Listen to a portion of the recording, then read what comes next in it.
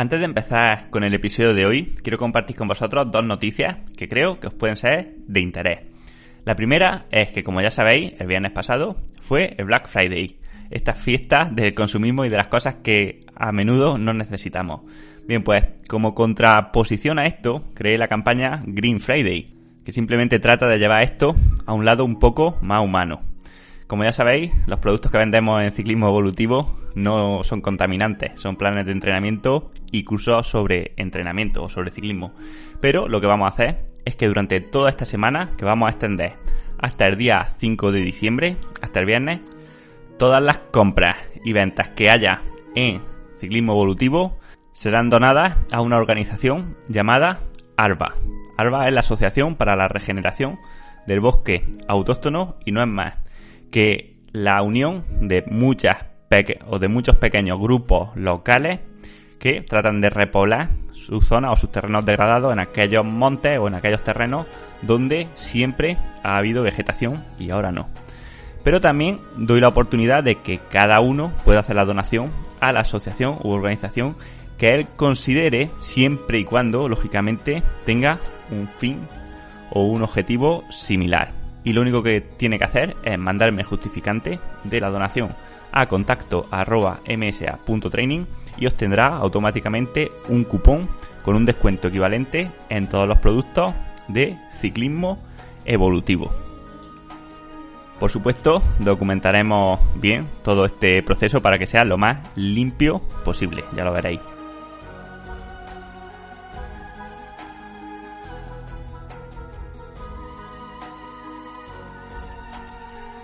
Y la segunda notición es que no voy a estar solo, sino que se ha unido una empresa que está creciendo muchísimo y que se va a convertir en una de las más potentes y referentes en el mundo de la salud en España. Hablamos de GlucoVibes, lo que conocéis como Sugar Hero, a los que hicimos una entrevista a su director, a Alberto Conde, y a su asesor científico, Aitor Biribay.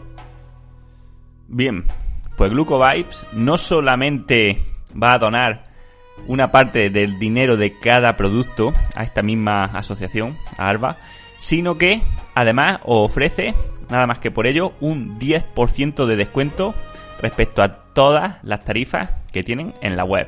Por tanto, si estabais pensando en la posibilidad de medir de forma continua y casi a tiempo real vuestros niveles de glucosa en sangre o cómo varía vuestra glucosa en función de qué coméis o cómo entrenáis o qué nivel de estrés tenéis, este seguramente sea el mejor momento para hacerlo.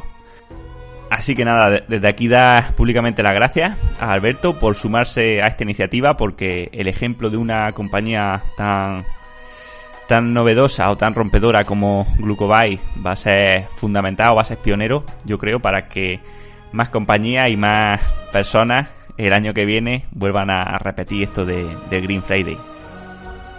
Porque como hablábamos, por fin estamos en un momento de la historia en el que los trabajadores y las personas y las empresas podemos hacer mucho por mejorar de forma local nuestra pequeña parte del mundo, más allá, por supuesto, de no dejar nuestra huella. Y así me monto en la bici y comenzamos.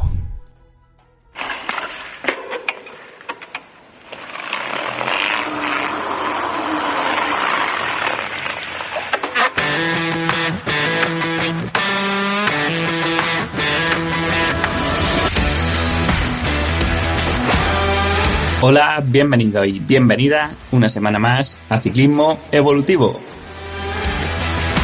Ya sabéis, el podcast donde unimos práctica, ciencia y experiencia para hablar sobre entrenamiento, nutrición, psicología y todo lo que tenga que ver con el alto rendimiento en ciclismo.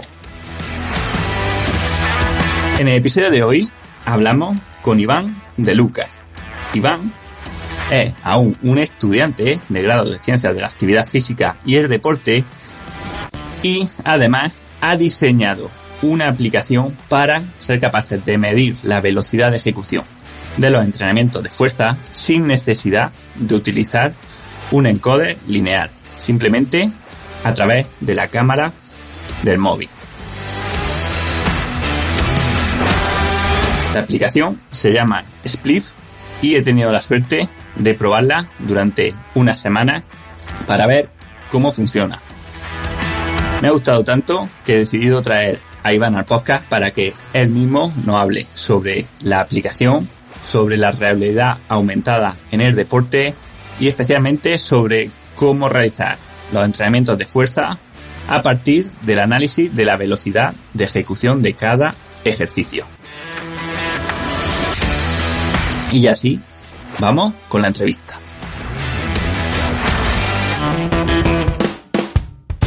Hola Iván, bienvenido al podcast.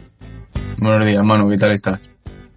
Pues nada, estoy muy contento hoy de poder tenerte. La verdad que es un placer y creo que eres una persona que va a sorprender mucho a la audiencia. Seguramente la mayoría no te conozcan todavía. Así que para empezar me gustaría que te presentaras tú, que nos comentases pues quién es Iván de Lucas. Bueno, pues muchas gracias, Manu, lo primero por la oportunidad. Y bueno, pues Iván de Lucas es un chaval de 21 años de aquí, de un pueblecito al lado de Segovia. Pues ahora mismo soy estudiante de cuarto curso de Ciencias de la Actividad Física y Deporte en la Universidad Autónoma de Madrid. Y pues nada, también en mis ratos libres, bueno, más en ratos largos libres, pues soy también apasionado al ciclismo de montaña, de XCO, me gusta mucho, compito. Y pues nada, ahí estamos al pie del cañón en ambas cosas. Bueno, la verdad que Iván está aquí por la aplicación que has creado, Spliff. Se dice así, ¿no? Spliff. Sí, yo lo pienso como, lo digo como Split, el nombre salió de Speed y de Elite. Entonces hice ahí una fusión y salió Split. Que es una aplicación que mide la velocidad de ejecución a través simplemente de la cámara del móvil, ¿no? Sin necesidad de utilizar un encoder lineal. Cuéntanos, Iván, ¿de dónde sale la idea de hacer esta aplicación aún siendo estudiante?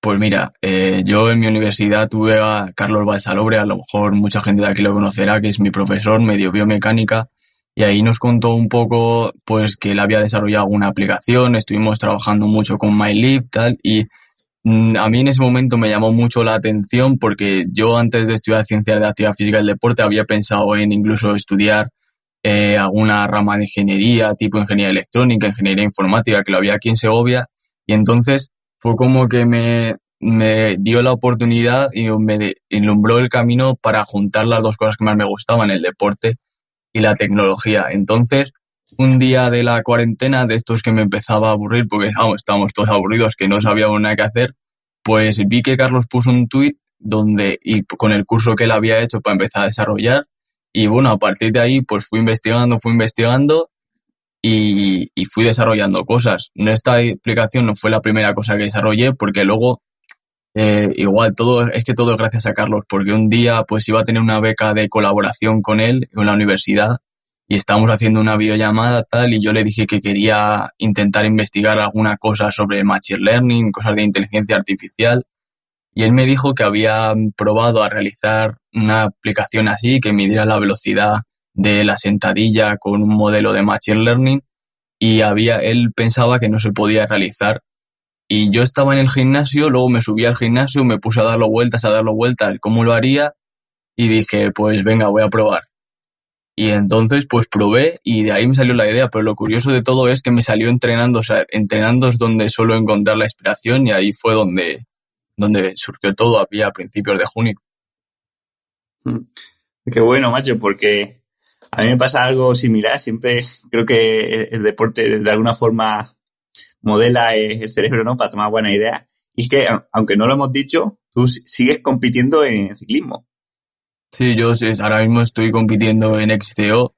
La verdad que no me destaco mucho por mis resultados. La verdad sí que he estado alguna vez con la selección de Castilla y León de XCO. Bueno, este año he sido subcampeón de Castilla y León sub-23 de XCO, pero la verdad que sí, yo tengo bastante alta dedicación al entrenamiento porque me gusta mucho, pero la verdad que ahora mismo estoy centrado en todo el tema de los estudios y tal, pero sí, llevo 4 años compitiendo al máximo nivel que he podido en alguna Copa de España de XCO y tal. Y para el desarrollo de esta aplicación, ¿qué dificultades así más importantes habéis encontrado? Por ejemplo, entiendo que los algoritmos que determinan la velocidad o que determinan dónde están cada articulación, ¿Lo ha desarrollado también en conjunto con algún grupo de ingenieros o alguna empresa o vosotros mismos? No, aquí para los desarrolladores así aficionados como yo, pues existen librerías que son como paquetes de software que ya vienen como predefinidos y yo pues cogí un modelo de Google que venía preentrenado, que ya identificaba los puntos corporales y tal, y yo solo tuve que trabajar sobre él para hacerle que midiera la velocidad, pero todo el tema más de ingeniería, más de reconocimiento de las articulaciones, eso ya venía preentrenado por Google. Si no, eso es un nivel de ingeniería que a mí de momento se me escapa totalmente. Bueno, qué interesante. Al final no hace falta entonces o saber un montón de ingeniería para poder hacer una aplicación que sea útil de verdad como es Spliff. Que por cierto, ¿está ya digamos, en fase terminada o está todavía en desarrollo? A ver, en desarrollo yo creo que va a estar siempre, porque siempre ya sabes que van surgiendo cosas nuevas, nuevos paradigmas, o se me ocurren ideas, lo que hemos hablado. Voy entrenando y se me ocurre una nueva idea, tal, lo añado, pero yo creo que está una versión, lo que es una 1.0, un mínimo producto viable, es decir, que ya se puede utilizar para entrenar, yo creo que lo tengo que validar todavía, pero que es fiable para utilizarlo en el entrenamiento, pero no sé, lo tengo pensado. O creo que es como con la primera bici que empecé a competir, que era una bici de la primera 29 que tuve, de aluminio, ya tenía suspensión, que eso para mí en su día era la leche y podía competir con ella, pero claro, hasta llegar a ser una doble tope de gama, pues le queda recorrido, pero yo con esa bici ya podía competir. Entonces, pues un poco esa comparación. Podría añadirle un montón de cosas más fiabilidad, más ejercicios, etcétera, pero de momento yo creo que está en una fase inicial y útil para ser utilizada. Ok, bueno, sí, de la bici, yo creo que se ha entendido perfectamente. Y ya me gustaría pasar un poco a explicar brevemente cómo funciona esta tecnología o esta realidad aumentada. O al oyente, ¿qué le dirías que es esto de la realidad aumentada? Bueno, lo primero de todo, supongo que si hay algún informático escuchándonos, pues seguramente lo va a saber explicar mejor que yo.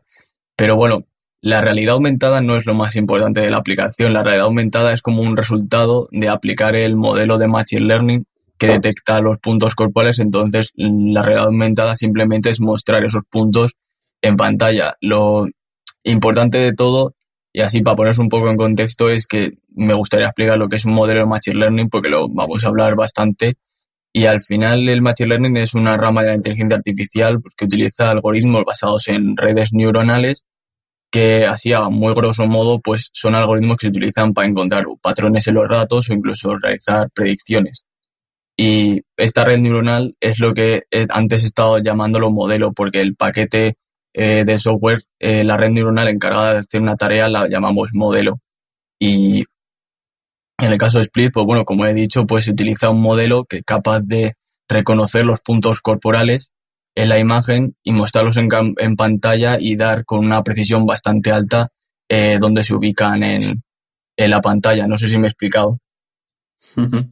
Sí, más o menos, creo que lo entiendo, ¿no? Pero bueno, va viendo el cambio que ocurre en la pantalla, ¿no? En los píxeles de la pantalla, de las articulaciones y en función de eso y el tiempo, pues determina la velocidad, ¿no? Claro, exactamente. Al final, un modelo de Machine Learning funciona de manera no inversa a la programación tradicional, pero es un poco distinto. Es decir, nosotros tú cuando programas una aplicación normal, cualquier WhatsApp, lo que sea, estas aplicaciones tienen el programador le da unas instrucciones al software y él te da un resultado. Pues a la hora de utilizar o de crear un modelo de Machine Learning, tú le das los resultados y es el propio programa el que crea las instrucciones para poder aplicarlo a cualquier contexto real y por eso es capaz de detectar las articulaciones de cualquier persona porque fue entrenado en su día por los ingenieros de Google con imágenes de un montón de personas y entonces ahora ya sabe reconocer dónde están las articulaciones. Así a grosso modo. Eso funciona un poco así. Vale. Interesante. ¿Y qué precisión tienen estas aplicaciones? Por ejemplo, no sé si ya habéis validado de alguna forma Spliff o habéis visto el porcentaje de precisión que puede tener respecto a un encoder. Bueno, yo de momento con un encoder no he tenido la suerte todavía de compararlo, pero como te he dicho, estuve de profesor a Carlos, entonces tengo su aplicación MyLeaf y que como está validada científicamente, pues hice una prueba que me tiré ahí bastante rato porque hice una grabación de 100 levantamientos a distintas velocidades, entre 1 metro por segundo y 0,03 metros por segundo fue, y entonces vi que la fiabilidad, o sea, se correlacionaban bastante los resultados de MyLeaf según iba bajando la velocidad, y la verdad que el error era bastante mínimo, no llegaba ni a 0,05 metros por segundo de error. Entonces, yo creo que puede ser fiable. Y al final, la fiabilidad de este modelo depende un poco de como un encoder o como la aplicación de Carlos que mide la velocidad por cámara lenta, al final depende de la latencia. Si tú entras en la aplicación, pues vas a ver que arriba te muestra los FPS. Entonces, a más FPS, más imágenes va a procesar por segundo el móvil y por lo tanto más preciso va a conseguir ser. Pero esto funciona igual, pues un encoder no sé si tiene 10 hercios o 100 hercios. Entonces, va un poco en función del CPU del móvil y la capacidad de procesamiento que tenga. Cuanto a mejor sea tu móvil, más latencia va a tener y por lo tanto yo creo que la precisión será mayor. Pero sí que es cierto que me gustaría compararlo frente a un encoder lineal y con una validación científica, pero bueno, en eso estoy un poco esperando en la universidad a que empiece mi TFG y también a que un poco la desarrolle para iOS y entonces ahí poder hacer una validación totalmente completa. Pero yo creo que precisión, mientras se obtenga una buena latencia, tiene. ¿Hay algunos requisitos mínimos de la cámara del móvil que debamos tener en cuenta? Porque además, todo esto lo hacemos con la cámara interna, ¿no? Que suele ser menos potente que la externa. Yo creo que el requisito no es tanto la cámara, sino el CPU del móvil. Es decir, pues sí, el CPU, el número de núcleos que tenga, lo que sea, no te podría decir, la verdad que lo desconozco, tiene que tener un octacore de 1,8 GHz, pero yo, por ejemplo, así para que sirva un poco de referencia, yo la he desarrollado con un móvil chino que me valió ni 200 euros hace 3 años. Entonces, más o menos por ahí estarían los requisitos mínimos. Yo creo que la he intentado desarrollar para que sea accesible a mucha gente, porque al final era mi fin que el entrenamiento de fuerza basada en la velocidad fuera accesible al mayor número de gente. Entonces, yo creo que a nada que tengas un móvil mínimamente decente vas a poder utilizar la aplicación sin ningún tipo de problema. Perfecto. Vamos, si te parece, a hablar un poco del uso de Spliff, que aunque es una aplicación, como dices, que es intuitiva o que es fácil, pero bueno, siempre hay algunas cosas al principio que cuesta hacer que funcionen, ¿no? De hecho, a mí al principio me costó también, pues no sabía cómo poner el móvil o cómo ajustar la aplicación. Entonces, te preguntaré desde el principio, una vez que nos hemos descargado Spliff, ¿qué es lo primero que deberíamos hacer? Bueno, lo primero de todo es que tienes que colocar el móvil en una situación, digamos, a media altura. Lo que es, el otro día subí un vídeo a mi perfil de Instagram un poco con las indicaciones, pero digamos a la altura de la cadera para salir totalmente centrado en la imagen, que no haya mucha distancia desde la cabeza y la parte superior del móvil ni de los pies a la parte inferior, y por lo tanto cuanto más centrado estés en la imagen, pues mejores resultados va a tener. Y luego a la hora de nada más instalarla, pues yo un poco lo que te dije a ti en su día, yo comenzaría nada más descargarla por probar la aplicación en tu casa, porque como sigue los puntos corporales, pues no te hace falta ir al gimnasio para familiarizarte con ella, y así entonces vas a ahorrar bastante tiempo luego cuando llegues al gimnasio. Entonces yo lo que haría nada más entrar sería jugar con los dos modos de rendimiento, que son los que van a un poco a condicionar el rendimiento de la aplicación. Entonces yo entraría a los ajustes y bajaría hasta donde está el modo rendimiento y la resolución de pantalla, que son las dos variables que nos van a condicionar. Entonces empezaría un poco con el modo preciso, dejaría el modo preciso porque si nuestro móvil puede funcionar con el móvil preciso, pues va a ser mejor que el modo rápido. Y después empezaría a jugar con la resolución de pantalla. Primero probaría hacer repeticiones con el modo preciso y la resolución de pantalla estándar que viene con la aplicación, y si el pilotito de arriba que sale en verde, que más o menos te va un poco indicando el rendimiento, Si te dice que bajes la resolución, pues sigues bajando hasta la resolución mínima. Si bajando hasta la resolución mínima, que por cierto yo es la que utilizo sin ningún problema en mis entrenamientos, te sigue sin dar fiabilidad, pues ya pasas y pones el modo rápido y repites un poco el proceso. La verdad que yo creo que a lo mejor la gente se puede pensar que según bajes la resolución de pantalla va a ser peor, pero el procesamiento va a ser peor, pero esto no es así. El móvil siempre va a procesar la imagen que le entre por la cámara. La resolución solo cambia la imagen que se te muestra a ti en pantalla. Entonces, si se te muestra a ti en pantalla una imagen con menos calidad, el móvil consume menos recursos en mostrarte a ti la imagen y puede dedicar más recursos a procesar la imagen. Y ves por eso por lo que funciona mejor. ¿Vale? Entonces, ya te digo, yo haría de esta manera, me pondría en mi casa a jugar, a probar, siempre el rendimiento, probarlo haciendo sentadillas, repeticiones en un contexto real porque a lo mejor tú nada más seleccionarlo, te pones a mirar la pantalla en el sofá y dices, uy, pues aquí ahora me da buena fiabilidad, pero luego a la hora de meter movimiento baja un poco el rendimiento, entonces yo lo probaría en casa, pero haciendo repeticiones. O sea, la precisión o el cálculo de la velocidad no baja por bajar la resolución, ¿no? No, al revés, aumenta. Vale. Pero bueno, al final a todos nos gusta, no sé, yo creo que luce mejor vernos nítidos en la pantalla a ver una resolución muy baja, siempre da una mayor sensación de calidad, pero la verdad que no tiene, yo creo que no tiene que ver.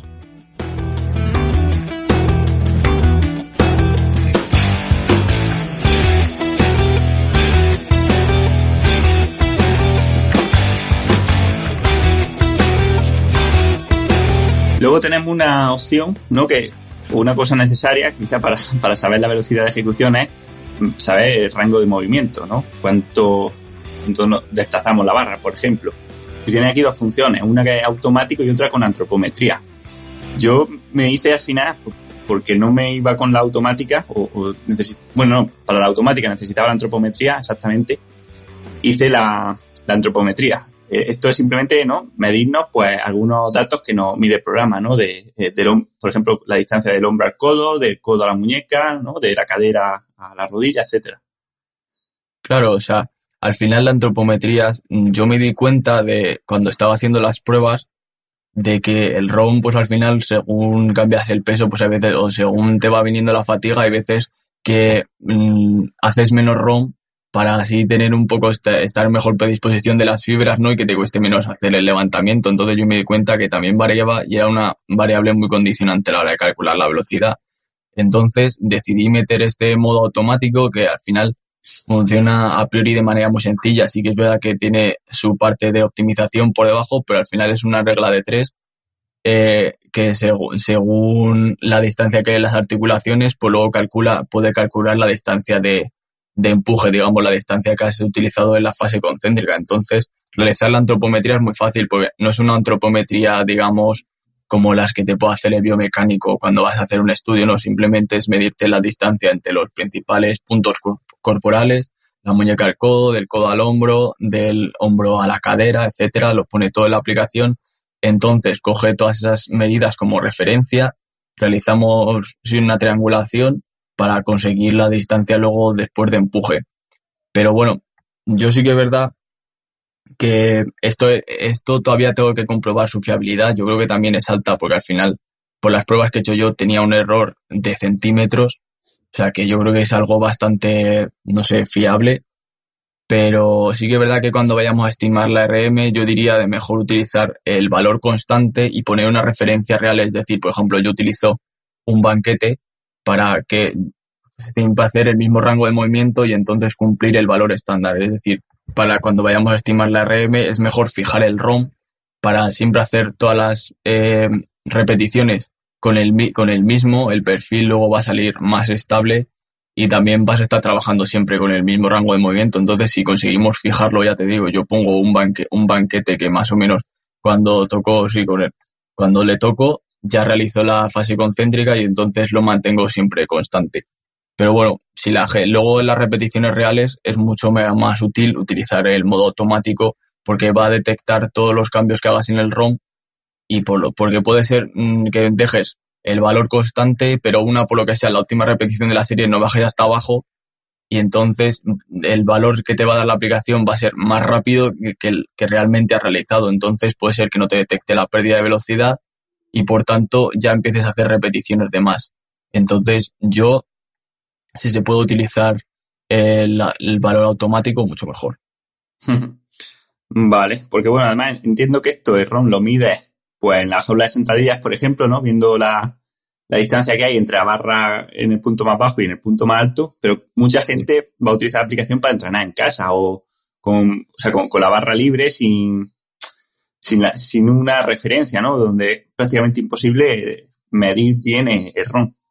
No, yo es como lo hago en casa. Yo en mi casa tengo una barra de peso libre y es como lo hago. Al final, para medirte el ROM, lo que tienes que hacer en sentadilla, tienes que medir el ROM de la fase concéntrica. Entonces, para realizar esto, mides, te pones la barra en los hombros y le pides a alguien que mida totalmente perpendicular la distancia que hay desde la barra hasta el suelo.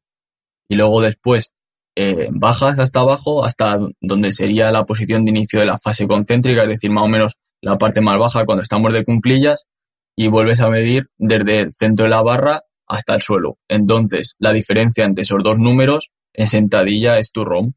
Y luego, en peso muerto es mucho más fácil porque simplemente tienes que coger desde en una posición de pies, digámoslo así, levantas la barra y mides la distancia desde la parte más baja del disco hasta el suelo, y ese es tu ROM en peso muerto. Lo que pasa que con el peso muerto hay que tener un poco de cuidado, porque si cambias el disco de diámetro, si cambia el diámetro del disco, ese valor que tú has medido va a cambiar, entonces tienes que tener un poco de cuidado con esa consideración. Y de ahí que sea para mí más útil en el día a día utilizar el modo automático para que no tengas que andar midiendo y cambiando el ROM en función del disco que utilices o del peso que utilices. Perfecto. Luego otra aplicación que tiene, otra funcionalidad de la app es el ingresar la carga que estás levantando, ¿no? O sea, si estás haciendo la sentadilla con 20, con 30 o con 40 kilos. Y esto es una cosa que me gusta mucho, ¿no? Es que lo haces con gestos, tocándote la cadera o tocándote un hombro, ¿no? Así el programa lo detecta y aumenta la carga que te estás poniendo o la disminuye, ¿no? Claro, yo al final me pareció una cosa que es una ventaja que me ofrecía el modelo, que yo le podía enseñar a saber cuándo la persona está tocándose la oreja con la mano derecha, cuándo se está tocando el hombro con la mano izquierda. Entonces me pareció una manera muy, yo creo que llamativa y también a la vez útil de introducir el peso, porque tú para empezar la serie, por ejemplo, dejas el móvil que tienes que tener más o menos a 2 metros de distancia. Entonces tú ya le dejas ahí, cuando estés listo para empezar la serie, te tocas la nariz con la mano izquierda y entonces ya te va a pedir que se te des el peso. Utilizas luego la mano derecha para...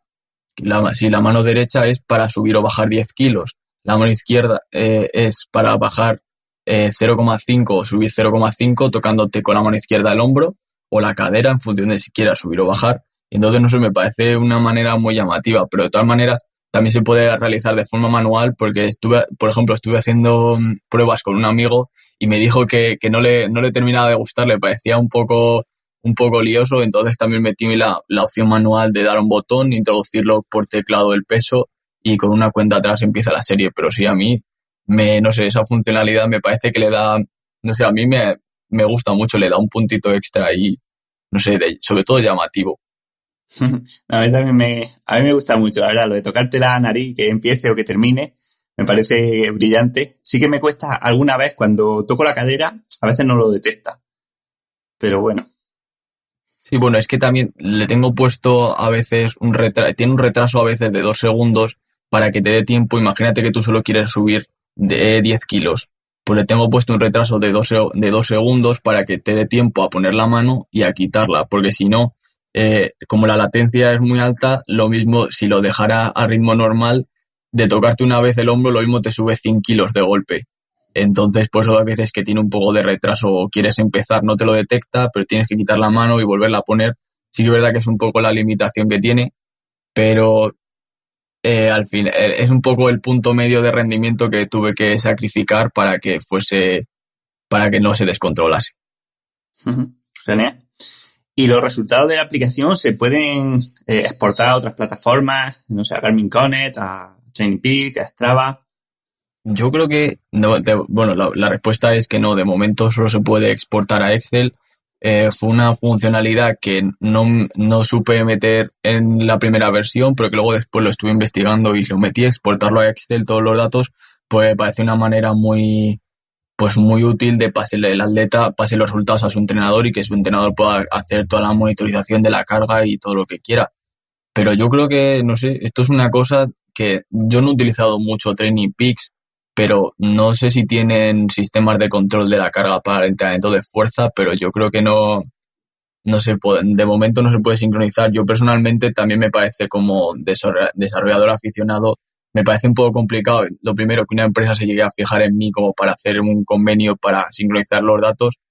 Y lo segundo, me parece también un poco difícil hacer esa sincronización, pero bueno, sí que sería una buena idea de cara al futuro, si el proyecto sigue creciendo, poder llegar a añadir una sincronización así con Garmin, Strava, pero de momento solo está disponible con Excel y bueno, luego ya cada entrenador pues puede hacer ahí la magia que quiera. Bueno, perfecto. Seguro que también es cuestión de tiempo.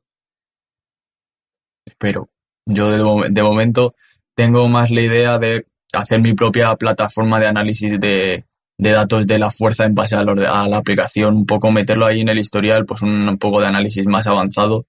Incluso sí que me gustaría poder sincronizar los datos de Strava, que es lo que manejo, para un poco, no sé, cuantificar la carga de manera más integrada, pero es una cosa que todavía tengo que investigar y tardará en llegar, pero lo tengo en mente.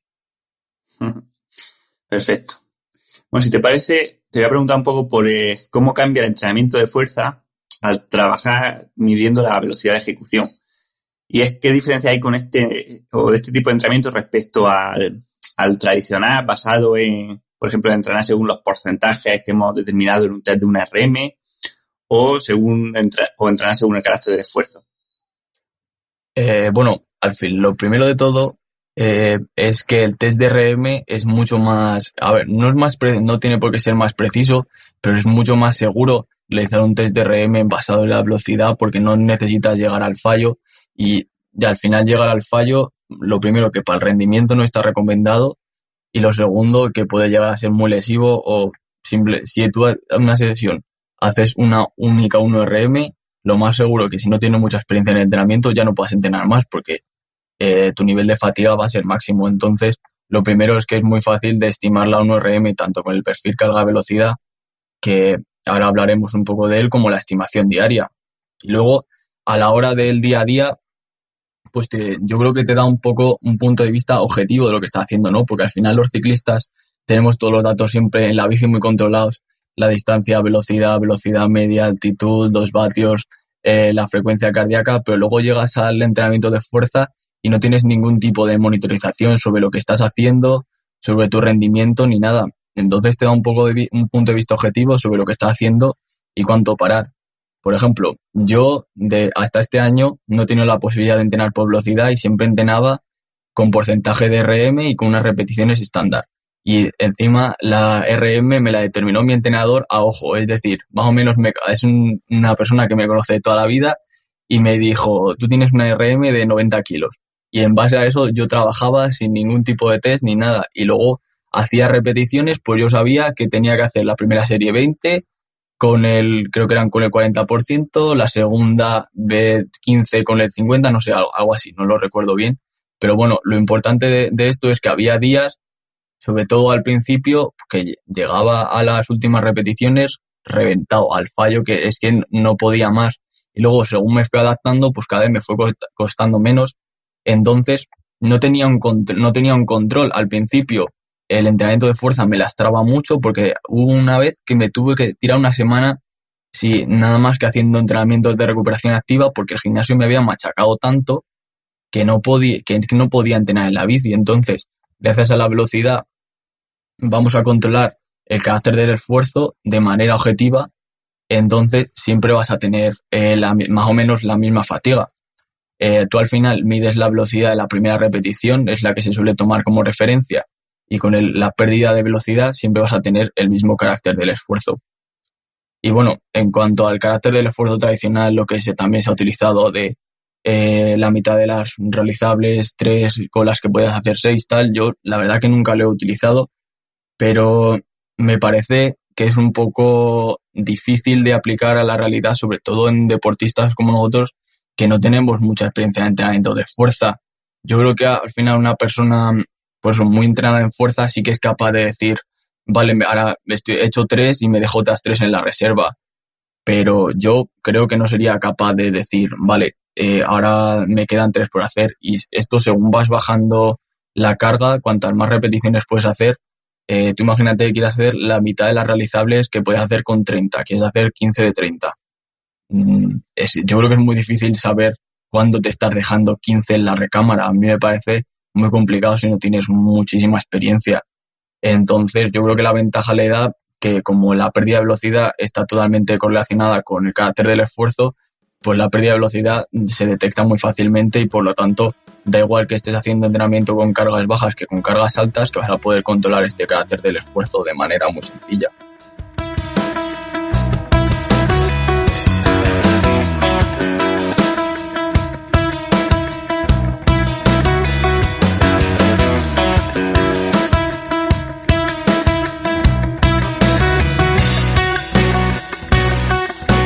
Te voy a hacer algunas preguntas así generales que seguramente la gente haya escuchado esto de la velocidad de ejecución, pero no entienda muy bien cómo llevarlo a la práctica. Por ejemplo, para empezar, ¿cómo determinamos o cómo podemos saber a qué cargas debemos levantar? ¿No? O sea, estamos en el ejercicio de sentadilla, digo, voy a trabajar por velocidad, pero meto 30 kilos, meto 50, o sea, ¿de qué depende este peso con el que trabajemos? Vale, pues esto con la velocidad de ejecución es muy sencillo de realizar. Lo primero que hay que hacer, bueno, hay dos maneras, un poco la manera completa y luego la manera más rápida.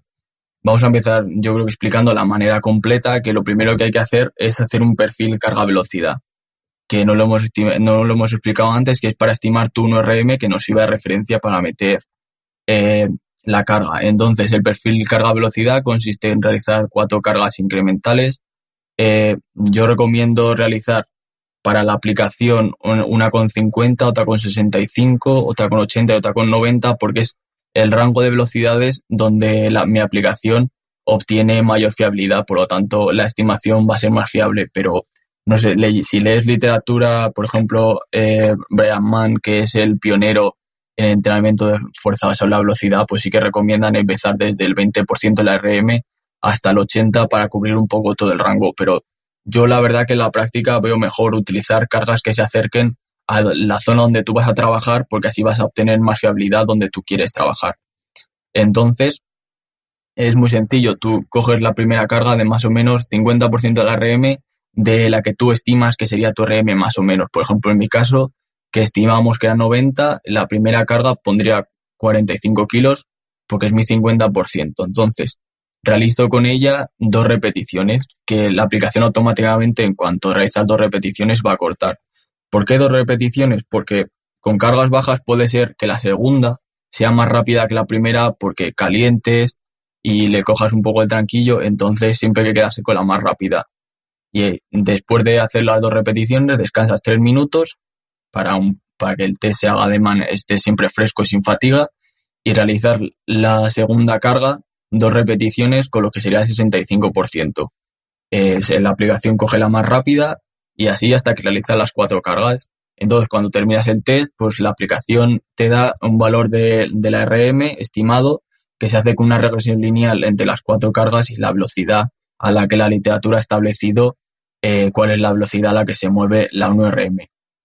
Sí que es cierto que durante el proceso, si no tienes experiencia en realizarlo, pues puede ser que la segunda la levantes más lenta que la tercera o lo que sea, y un poco la aplicación también te va a ir avisando debajo para no vaya a ser que vayas a perder el tiempo, ¿sabes? Porque imagínate que te tiras ahí 20 minutos haciendo el test y luego resulta que no va a ser fiable, entonces más o menos la aplicación te va guiando pues si va siendo fiable y tal, y si luego llegas al final también te da la opción de, si no tienes una correlación de 0,9 por lo menos, que es donde más o menos podríamos decir que es válido el test y útil para utilizarlo en el entrenamiento, pues te da 2 opciones: o borrar la carga que ha bajado la correlación o repetirla que más o menos nosotros en la práctica en la universidad sí que lo vimos, que la fatiga más o menos sí que te permite realizar hasta una serie más siendo fiable, entonces pues también te da un poco la opción de repetirlo, porque sí que es verdad que a lo mejor si nos ponemos muy muy rigurosos esto no sería lo más recomendado, pero bueno, yo creo que en el contexto que estamos, que es más práctico, que la fuerza no es nuestro objetivo principal, pues al final lo que queremos es no perder el tiempo. Entonces, ya tenemos nuestro perfil carga-velocidad hecho, tenemos nuestra 1RM estimada y ahora tenemos que darnos cuenta de una cosa, es que la RM va a variar día a día, porque por lo que hemos dicho, puede que vengas más fatigado porque no has dormido bien, porque, no sé, la bici el día anterior has tenido que hacer series porque no quedaba otra, lo que sea. Al final la fatiga es multifactorial. Yo creo que tú te das mucha caña a todo el sistema, a todo esto de los sistemas complejos y sabes que a cualquier cosa puede afectar el rendimiento, entonces la RM va a variar. Entonces, para adaptarnos a estos cambios existe otro modo, que es la estimación diaria de una RM, que es en base a este perfil, carga-velocidad que hemos realizado antes, realizas otra vez 2 repeticiones y en base al perfil pues te va a dar la RM más o menos estimada que vas a tener hoy. Para hacer esta estimación diaria, pues coges una carga. Esto va en función de lo que según vayas a trabajar. Si vas a trabajar con cargas bajas, pues lo mejor es hacerlo con la carga más alta a la que vas a trabajar. Por ejemplo, si vas a trabajar entre 45 y 60% de la RM, pues realiza 2 repeticiones en el calentamiento con el 60% para estimar la 1RM. Pero lo más recomendado es siempre utilizar la misma carga para que luego la comparación a largo plazo, es decir, para que tú veas luego cómo ha variado tu fatiga y tu RM con el periodo de entrenamiento, pues sea más comparable. Entonces, yo, por ejemplo, en la práctica lo que hago, que este año voy a entrenar hasta el 80% de la RM, más o menos, pues siempre cojo mi 70%, ¿vale? Y siempre realizo la estimación diaria con esa carga. Entonces, luego ya una vez terminas la estimación diaria, ya te sale en la pantalla un scroll con los porcentajes de la RM. Y si tú, por ejemplo, has programado, no sé, 60%, pues ya tú puedes seleccionar ahí el 60% y ya te dice los kilos que tienes que introducir en la barra.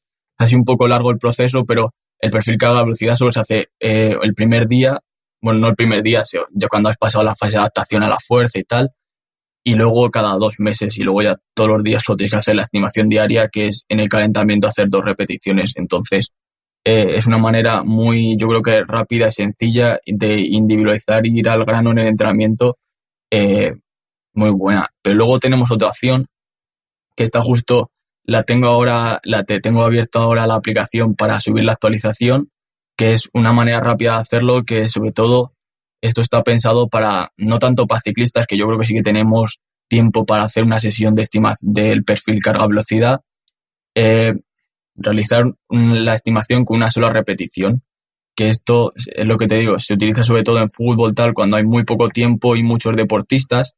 Entonces, para hacer la estimación diaria de la 1RM, en vez de coger como referencia tu propio perfil de carga-velocidad, se coge como referencia el perfil estándar que realizó Vadillo con una de las primeras investigaciones que hubo ahí en 2010.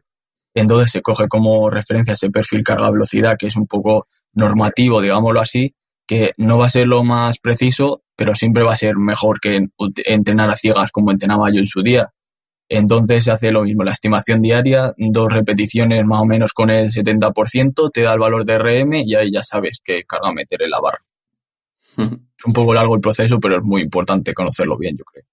Sí, es muy importante y me gusta mucho lo que has dicho de que no se trata de que sea el procedimiento más fiable que exista en el mundo, sino que sea funcional para un ciclista, ¿no? Teniendo en cuenta que el gimnasio siempre va a ser un medio para mejorar en la bici, ¿no? Nunca un fin en sí mismo. Claro. Y a nivel de ciclistas, ¿tú te atreverías a dar unos porcentajes de una RM sobre los que comúnmente se trabaja? A ver, yo creo que tú lo sabes mejor que yo, que tienes mucha más experiencia como entrenador que yo, y es que al final esto es muy individual, ¿no? Yo, sobre todo, he leído mucho a Vadillo y en su libro siempre lo estandarizaba en función de 2 variables, la etapa de la vida deportiva y las necesidades de fuerza del deporte.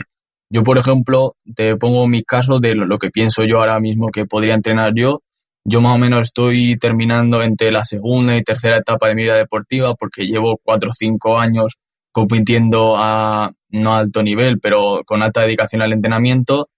Y el ciclismo de montaña yo creo que tiene unas necesidades de fuerza medias, incluso puede llegar a ser alta por todo el componente anaeróbico que tiene y que necesitas picos de fuerza bastante grandes.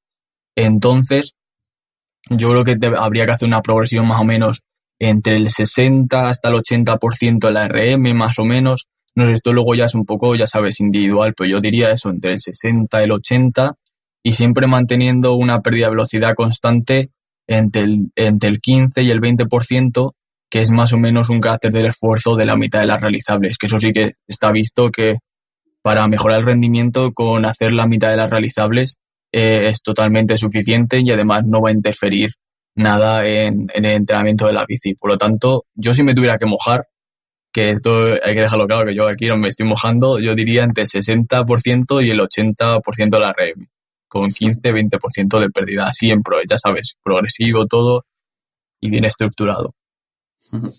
Si esto de carácter del esfuerzo de la mitad de las repeticiones posibles es una especie de simplificación, ¿no? O de atajo, que nos lo comentó Vadillo en el podcast, también lo hemos escuchado a Pallarés y a otra gente, y también, desde luego, puede funcionar bien. Y tú a la hora de...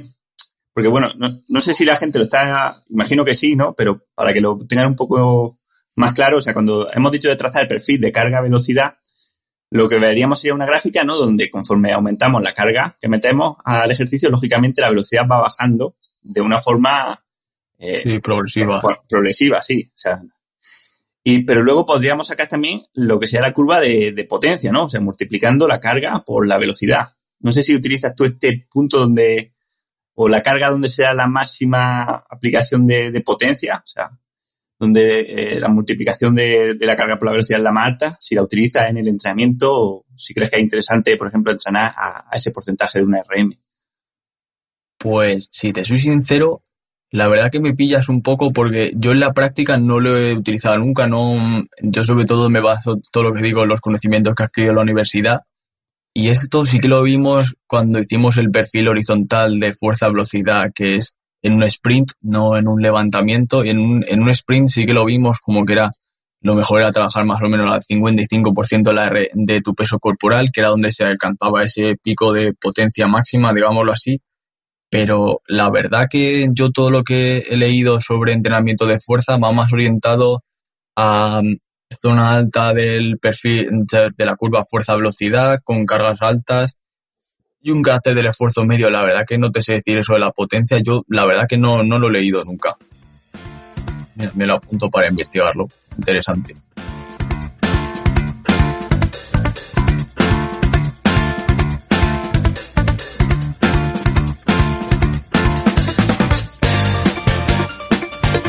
Genial.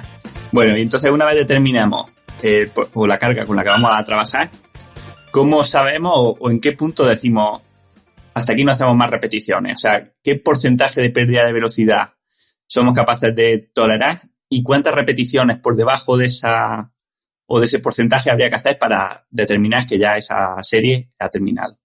Vale, bueno, lo primero es que ya una vez utilizamos el entrenamiento de fuerza basado en la velocidad de ejecución, hay que olvidarse de prescribir repeticiones, porque al final, como controlamos la pérdida, no sabes cuántas repeticiones vas a poder hacer y yo, la verdad que no lo programo desde que lo utilizo. Entonces, la aplicación, bueno, y cualquier método de entrenar por velocidad de ejecución con la pérdida se realiza de la siguiente manera. Se coge como referencia o la primera de la serie o la más rápida, porque como he dicho, puede ser que si utilizamos cargas bajas, la más rápida sea la segunda, por lo tanto nos interese más utilizarla de referencia. O también puede ser en el ejercicio de peso muerto, por ejemplo, la primera repetición solo se realiza en la fase concéntrica y ya la segunda lo más probable es que realices el ciclo estiramiento-acortamiento entero, es decir, que bajes y hagas el rebote, entonces vas a conseguir mayor velocidad y la más rápida va a ser la segunda, la tercera.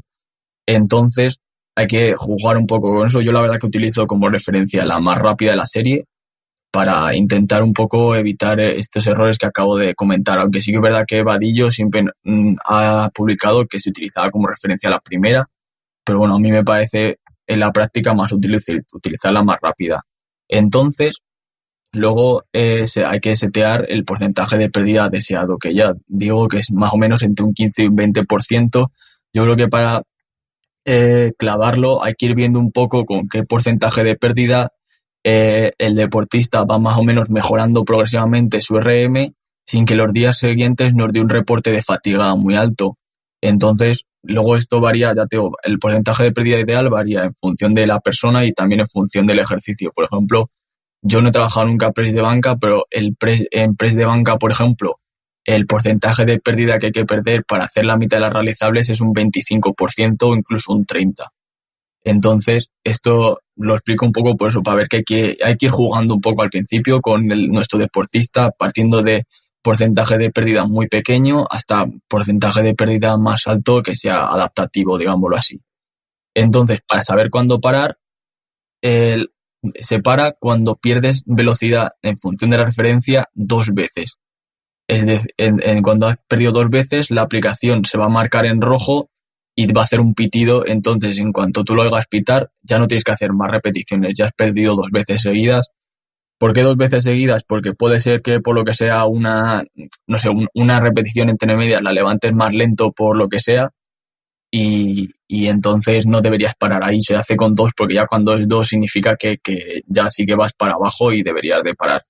Y bueno, aquí una cosa que yo creo que se me ha olvidado mencionar y que es muy importante en todo lo que he dicho del perfil a la hora de entrenar y con esto de la pérdida es realizar todas las repeticiones con la máxima intencionalidad posible. O sea, es una de las cosas que más se recargan y es que es fundamental para que funcione lo primero todo el sistema de perfil, carga, velocidad y estimación diaria. Es muy importante esa máxima velocidad y también a nivel adaptativo es como se consiguen las mejores adaptaciones, aplicando toda la fuerza máxima en cada repetición.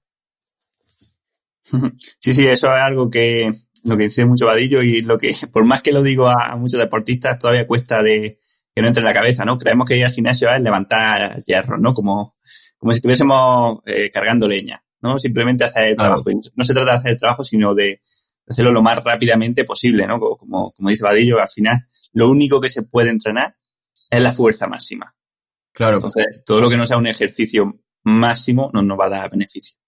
Claro, y es que encima, yo por ejemplo antes acostumbraba a hacerlas todas las repeticiones seguidas, digámoslo así, y ahora se ha visto que no, que puedes hacer pequeñas, yo creo que se llama metodología clúster en entrenamiento de fuerza, que puedes hacer pequeñas paradas entre cada repetición y para recuperar un poco y en la siguiente poder aplicar la máxima intencionalidad y no tiene incluso hasta mejoras en el entrenamiento en el rendimiento de fuerza. No lo he investigado a fondo, pero yo siempre hago eso, suelo hacer 2 repeticiones, 2, 3 repeticiones según si estoy al principio, al final de la serie y cuando veo que empiezo a pegar un poco, digámoslo así, hago una parada de nada, 2 segundos, cojo aire y otra vez, pero siempre intentando aplicar la máxima intencionalidad. Lo bueno, que esto es una ventaja del entrenamiento de fuerza viendo la velocidad de ejecución, es que un poco al ver el dato, yo creo que se consigue un poco motivar al deportista a superarse. Es decir, tú ves que has hecho la primera repetición a 0,8 y la segunda tienes que querer ir a hacerla a 0,81 y así siempre intentar superar la anterior. Y yo creo que el ver el número ahí te ayuda también un poco a intentar superarte, a picarte y ahí es donde vas a conseguir la máxima intencionalidad. Que si no tuviéramos ninguna referencia, pues es un poco como luchar contra ti mismo y entonces no te pica tanto como si ves ahí el valor y te ves ahí en la pantalla. No sé, yo creo que es muy importante y es una buena ventaja. Sí, vas viendo las mejoras día a día y eso motiva. Es algo parecido a lo que ocurre en ciclismo con los potenciómetros. Tener esa referencia cada día, pues bueno, nos puede ir dando, aparte de que motiva, cuando va mejorando, también te va dando claves si no mejora, ¿no? Te va diciendo algo falla o no has recuperado o algo ocurre. Y el tema de los clusters es súper interesante, aunque yo creo que eso sería casi para hacer un episodio entero dedicado a ello. Yo probé también un año entrenando un método que se llamaba rest pause, ¿no? Pausa y descanso entre repeticiones, donde hacías eso, hacías 2-3, recuperabas 10 segundos, hacías 2-3, pero bueno, también habría que ver si, claro, al poder hacer muchas más repeticiones, no aumenta también mucho más la fatiga. Claro, eso sí que es verdad que habría que verlo. Yo por eso lo he explicado un poco desde mi manera más, desde mi parte como deportista, mi parte práctica de hacer una pequeña parada de 2 segundos, ya te digo, para coger aire y coger otra vez toda la energía posible para realizar la siguiente a la máxima intensidad. Pero sí que es verdad que la metodología esa había que estudiarla un poco más a fondo, pero yo creo que como tip práctico puede ser muy útil. Bueno, perfecto.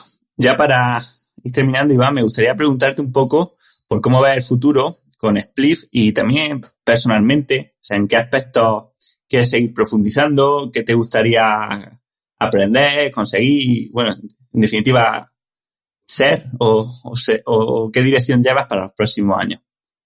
Bueno, de Split, lo primero la aplicación, ahora estoy totalmente centrado en intentar sacarla para iPhone porque la verdad que estoy teniendo bastante demanda. Bueno, ya Carlos me lo avisó en su día que las descargas que había en iPhone respecto a Android, sobre todo cuando tienes una aplicación de pago, eh, no hay color, o sea, y siempre yo creo que la gente de iPhone está más acostumbrada también a pagar. Entonces es como que no les cuesta tanto pagar por un servicio móvil y entonces estoy totalmente centrado en eso también un poco para abrirme a todos los públicos, porque un problema que tengo ahora es que si hago publicidad tal, llego a mucha gente que no puede utilizar mi aplicación. Entonces la verdad que es una desventaja y sí que recibo muchos mensajes y ahora estoy centrado en ello, pero también me gustaría, pues un poco lo que te he dicho antes, seguir mejorando. Tengo pensado añadir algún ejercicio nuevo, enseñar al modelo algún ejercicio nuevo. Ahora estoy investigando el split squat, un poco ¿sabes? La sentadilla solo con una pierna, como una zancada, porque también he visto en algunos estudios que es lo que más se utiliza y que sé que cuadra con más o menos el modelo que estoy utilizando. Y luego después una cosa que también me gustaría añadir a la aplicación es todo el tema de la nube, el poder sincronizar los datos, que el entrenador le llegue los datos a la aplicación, que si cambias de móvil, porque yo ahora mismo si cambias de móvil no puedes volver a meter los datos a la aplicación, tienes que simplemente exportarlo a Excel y ahí se te queda guardado. Entonces, un poco todo ese tema de manejo de datos y de equipos, me gustaría trabajarlo bastante, pero eso yo creo que me va a llevar más tiempo.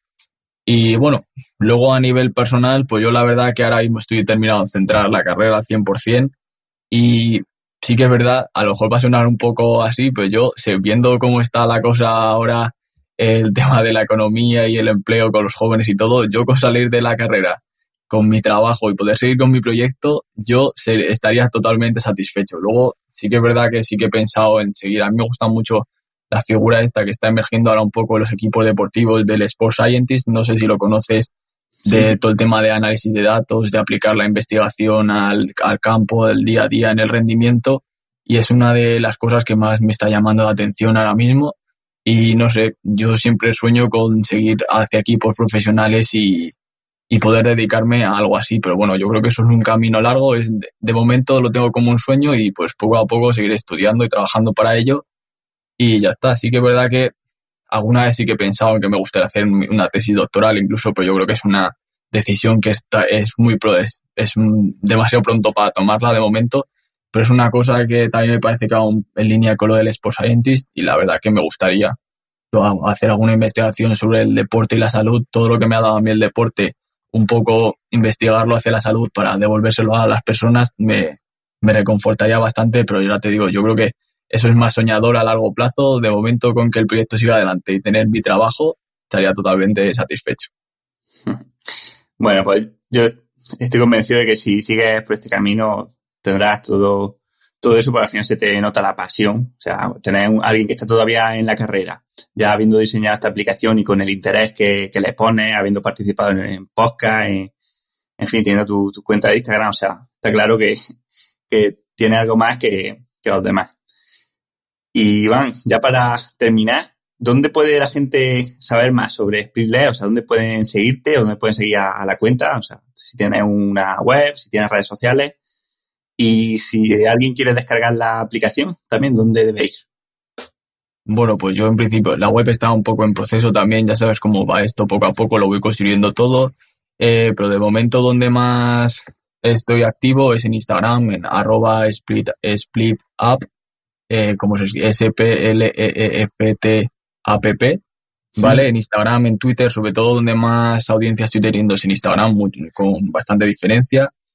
Y luego a partir de ahí, para descargarlo, pues puedes acceder al link que está en la biografía, como todos, y puedes probarlo en el Play Store descargando la versión demo, que es gratuita, que te deja realizar 40 levantamientos para que pruebes un poco todas las configuraciones y ver si de verdad cuadra con tu móvil, porque yo no quería tampoco engañar a la gente y vender una aplicación que no sabía si le iba a gustar o si le iba a funcionar bien. Entonces tengo ahí la prueba gratuita para que todo el mundo la pueda probar. Y luego también desde el enlace del perfil te lleva al Play Store y donde puedes comprar la aplicación ahí. Sí que estoy pensando también en meterlo, lo que pasa es que no tiene mucha demanda, en meterlo en Huawei App Gallery, porque ya sabes que ahora con todo el tema que ha habido la movida de Google y tal, los nuevos móviles de Huawei no tienen Play Store, pero bueno, en Huawei App Gallery de momento solo tengo la demo. No he subido la versión completa porque no tengo mucha demanda y me llevaría tiempo, entonces todavía ando un poco ahí esperando la demanda, pero en principio ahí me pueden encontrar. Perfecto, Iván. Pues lo dicho, espero que vaya todo bien y que repitamos dentro de un tiempo con otro episodio. Venga, pues muchas gracias, Manu, por la oportunidad y yo también espero que vamos a repetir.